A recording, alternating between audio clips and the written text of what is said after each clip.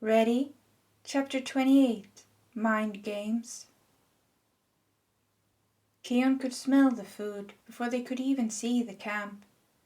He felt the increase of salivation inside his mouth as he licked his lips. Hungry? Aino asked him. Keon's stomach growled as a response. Atle looked over at him. Don't worry, there should be plenty of food to go around. Jarl likes to hunt. Knowing him, they probably have more than enough to feed every last one of us. Aino. The lost Brigadier General stood before them.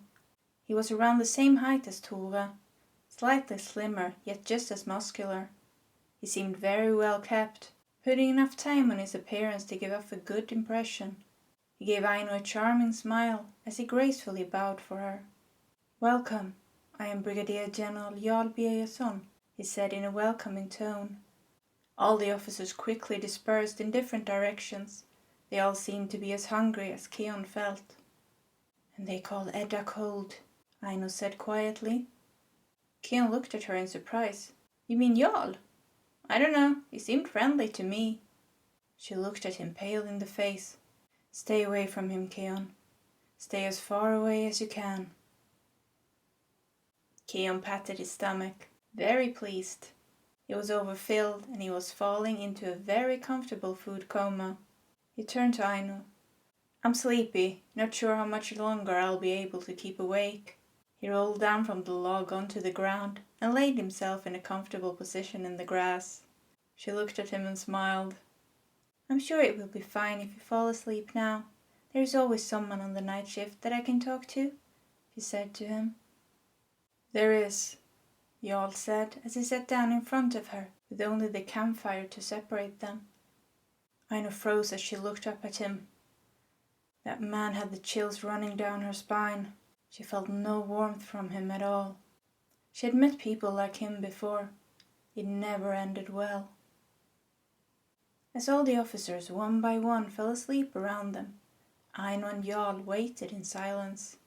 Eventually, they were the only two awake at the campsite. Aino looked around. With so many officers around, it was a bit odd that the Brigadier General was the only one taking the night shift. Jarl seemed to have read her mind. It's my camp. If I'll say I'll be the one on the night shift, then they listen. You knew I'd be awake? Aino asked him. I heard from the other generals that you usually stay awake during the night. Seemed like the excellent opportunity to get a one-on-one conversation with you, he answered. Aino could hear herself swallow. She could feel him, but he could also feel her. She had to keep her emotions in check. This man knew exactly what he wanted from her. There's one thing that's bugging me. As I can see, you seemingly don't age. From what I've heard, you don't bleed. You seem almost immortal. Like a god. Your blood alone created 2 armies of demigods. You lived in the old world, yet it came to an end. How does such a powerful person sit by and do nothing while the world is ending? Jarl asked Aino. She knew he was trying to pick her brain. She wasn't going to play along. When she didn't respond, Jarl kept going. Either you were trying to help and failed, or you were part of the problem. He glared at her as she tried to keep herself calm. He wanted to provoke her, make her emotional so that she would slip up. Did you want to watch the world burn, Aino? He leaned back and studied her. Aino sat expressionless, looking back at the general. She had to steer the conversation in a different direction. Did you hear about the big revelation yesterday? He raised his eyebrows. Trying to change the subject, are we? You don't want to answer the question? She asked back. Sure, I'll answer. Yeah, I heard about it. He shrugged. You don't seem as upset as the rest of the generals. Why would I be upset? They exterminated the vermin from our army. If anything, we should thank them for doing our job for us, he answered calmly. Vermin, that's not a nice way to refer to your former comrades as. She looked at him. People are pawns, I know. Some need to be sacrificed in order to win. It's the survival of the fittest, and they weren't good enough. And which pawn are you, Jarl? She tilted her head. I'm not a pawn, I'm a player. I move the pieces on the board just like Ayla and Victor did, he answered.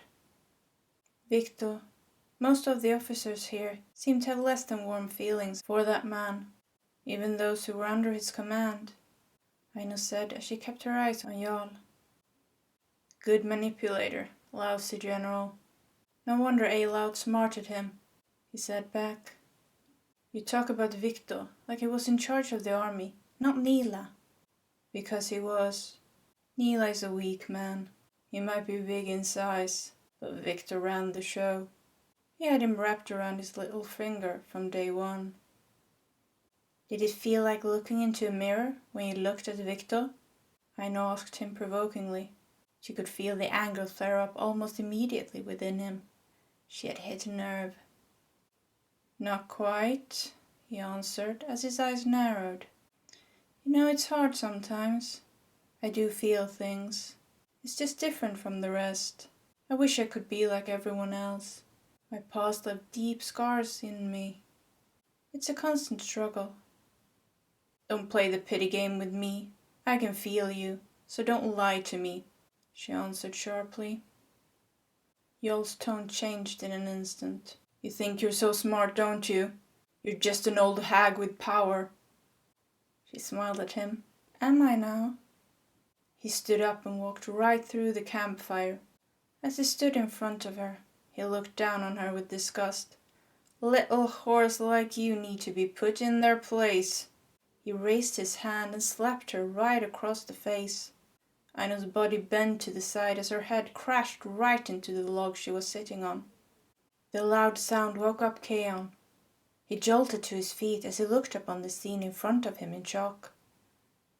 What the fuck are you doing, Jarl? Atlas shouted as he looked at his brigadier general. The lieutenant general had been awoken by the sound as well. He clenched his teeth. Was Jarl trying to kill their creator? Aino sat upright again and cracked her neck. She was fine. Jarl, however, not so much. He knew he messed up.